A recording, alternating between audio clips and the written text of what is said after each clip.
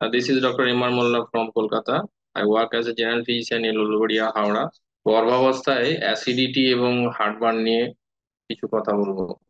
গর্ভাবস্থায় হার্টবার্ন বা acidity reflux সাধারণত একটা বড় সমস্যা। হার্টবার্ন বা অ্যাসিডিটির লক্ষণ চিহ্নিত করার জন্য কিছু কিছু চিহ্ন রয়েছে যেগুলোর প্রতি আপনাকে নজর দিতে হবে। যদি আপনার ধরুন বুকের মধ্যে কোনো জ্বালা পোড়া অনুভূত হয় বা কখনো কখনো গলার দিকে ওঠে, বা অথবা যদি আপনার গলার পেছনে একটি টক বা তিক্ত স্বাদ অনুভূত হয়, তবে এগুলো হার্টবার্নের কিছু লক্ষণ।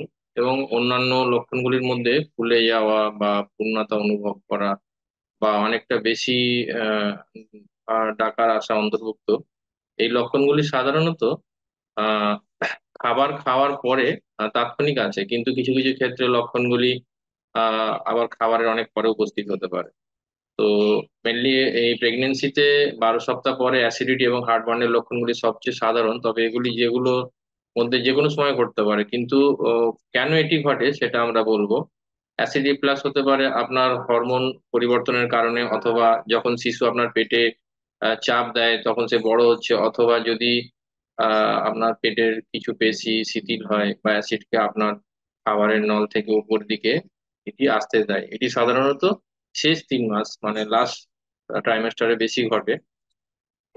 আপনি অ্যাসিড রিফ্লাক্স এবং হার্টবার্নের সম্ভাবনা কমাতে কিছু পদক্ষেপ নিতে পারেন। আপনি ধরুন ঘুমাবার সময় আপনার মাথা বা কাঁধগুলিকে আপনার শরীরের বাকি অংশের তুলনায় কিছুটা উঁচু রাখতে পারেন। এটি স্টমাকের অ্যাসিডের ঊর্ধ্বগমন রোধ করবে। খাওয়ার পর কমপক্ষে 2 ঘন্টা শোয়া এড়িয়ে চলতে হবে। শোয়ার আগে প্রায় 3 ঘন্টা বিরতি রাখতে হবে।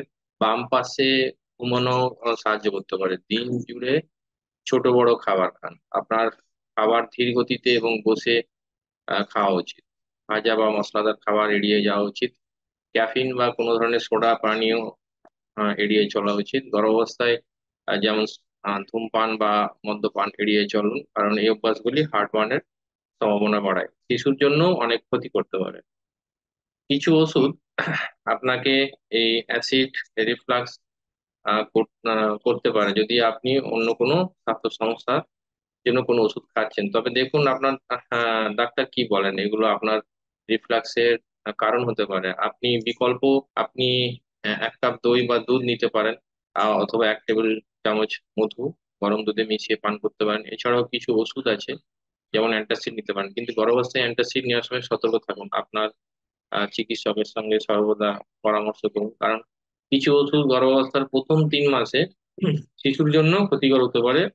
যদি আপনি ফলিক অ্যাসিড বা আয়রনের জন্য কোনো সাপ্লিমেন্ট বা ওষুধ গ্রহণ করেন, তবে অ্যান্টাসিড নেওয়ার আগে কমপক্ষে 2 ঘন্টা অপেক্ষা করুন। আপনি গিলে ফেলতেও অসুবিধা অনুভব করেন, আপনার স্বর খসখসে বা ভারী হয়, বা আপনি আহ প্রায় কাশি করেন, আপনার গলার পাশে কোনো ফোলা থাকে, আপনি ওজন কমাচ্ছেন কিনা, বা তাহলে আপনার ডাক্তারবাবুকে পরামর্শ করুন। কিছু গুরুতর লক্ষণের ক্ষেত্রে বুকের ওপরে ব্যথা বা রক্ত ত্যাগ করার মতন অন্তর্ভুক্ত হতে পারে।